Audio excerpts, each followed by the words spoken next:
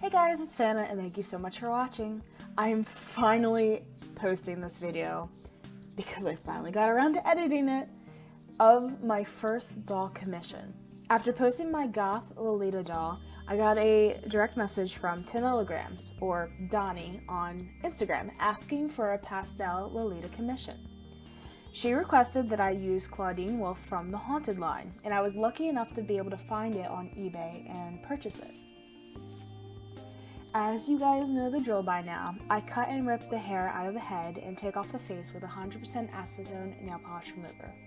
This doll had a nice shimmery skin that I was really excited to see stayed even after its acetone bath. I then got to work with my watercolor pencils. Of course, you first have to spray the doll 2 or 3 times with Mr. Super Clear or another matte sealant that you might have. Donnie actually sent me a whole bunch of refs on the doll's expressions and outfits and things like that, so I had a lot to work with.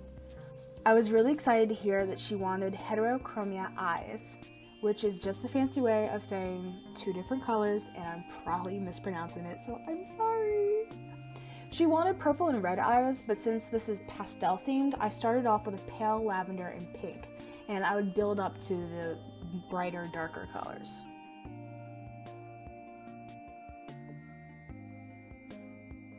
I added blushing with pastels, really wanting the pink to pop off her cheeks and nose.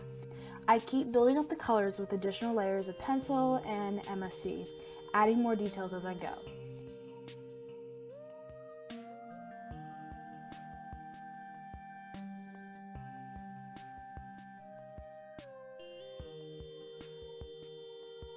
Even though I knew she was going to have white hair, I wasn't sure what color her eyebrows should have been.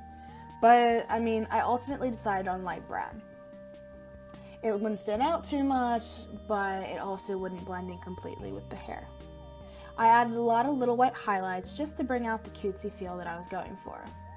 I gave her a little bit of an open mouth by adding some dark pink into the center of her lips, which gave her kind of a pursed expression, like a kissy face.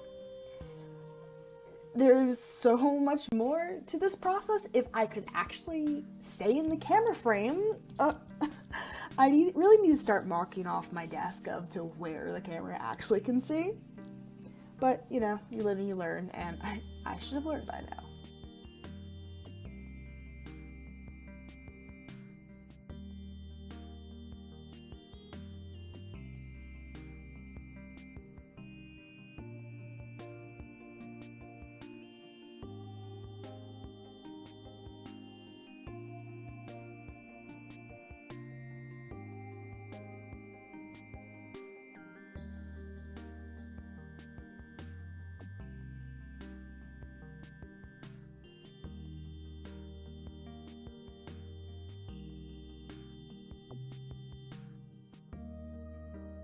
You keep building up that color until, well, you can't build it up anymore.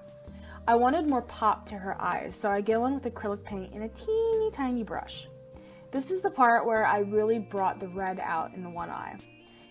What is nice about acrylics is that you can wipe off any mistakes with a little bit of water, but you must make sure to seal everything underneath with your sealant or it will ruin the stuff that you actually do like.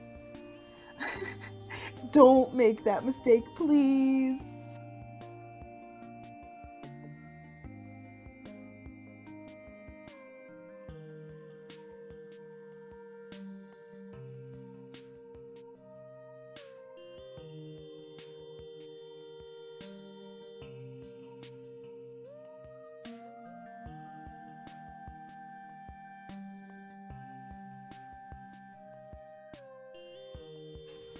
I decided to really emphasize the lashes with white ink, just making her makeup stand up by going around some of the edges of the lashes and creases of the eyelid.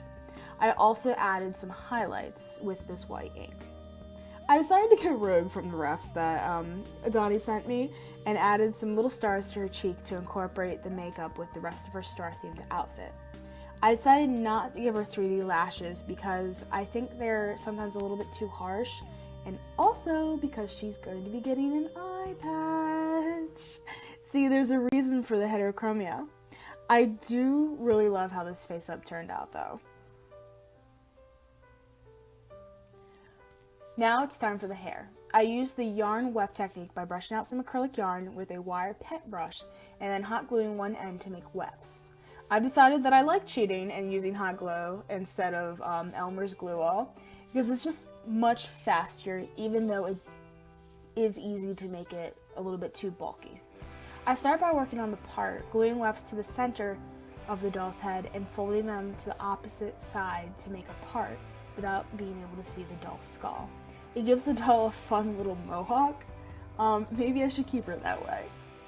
At the same time that I'm fighting with her wild side, I'm also working on those classic Lolita blunt cut bangs.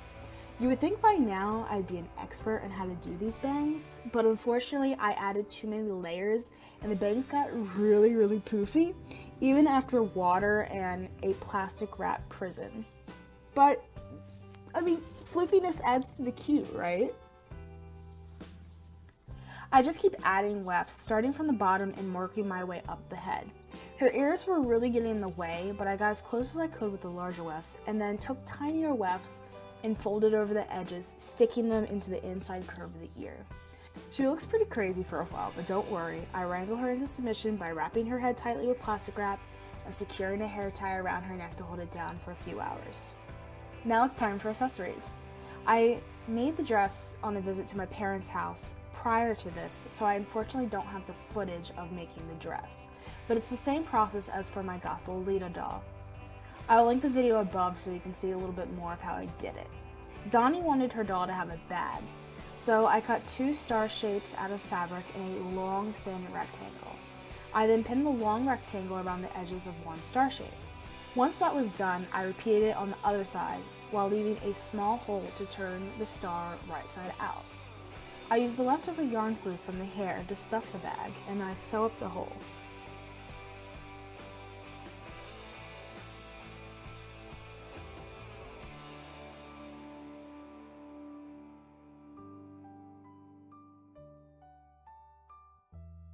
And now we have a nice little poofy bag. Well, it doesn't really function as a normal purse, but that's okay, it's still adorable. I decided to paint on little star details with acrylic paint once again, kind of like how I did with the face. It was more difficult with this because it was so small, plus the fabric kept catching on the brush and I was so terrified that I was going to mess up. But I like how it turned out. The last thing for the bag is a little pearl strap using some thread and some tiny plastic pearls that I somehow acquired forever ago. I think it was from like a middle school prom that I like put the pearls in my hair. I don't know. But the very last thing is her eye patch. For this, it was super easy. I simply fold over some ribbon into a square shape and paint a star on it. The straps are yellow embroidery floss.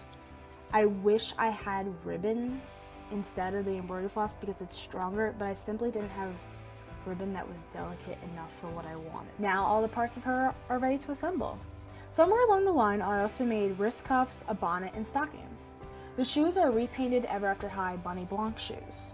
I also styled her hair in braids per Donnie's request.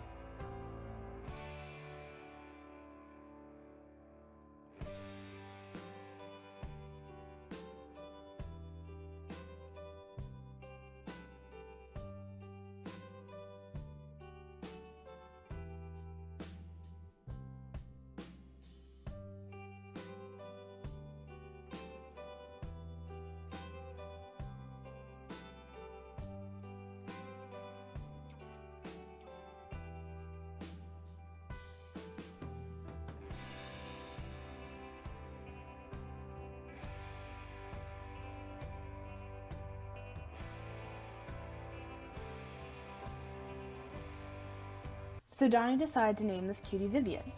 This was an amazing first experience for a commission, and Donnie was such a pleasure to collaborate with. She posted some really cute photo shoots on her Instagram. Be sure to check them out. I'll make sure to link her below. She also recorded an absolutely adorable unboxing video. When I first saw it, I was smiling the whole time because it made me so happy. Unfortunately, technology hates me, so I was unable to get the video into this one, but I'll link it in the description below as well. oh my god, it made me so happy to see the reaction that someone had to my work. I hope you guys really liked this video, and if you did, please give it a big thumbs up and subscribe. Please check out my doll Instagram, Fantasy Dolls. That is where I'm the most active nowadays. I hope you have a phenomenal day, and keep being extraordinary.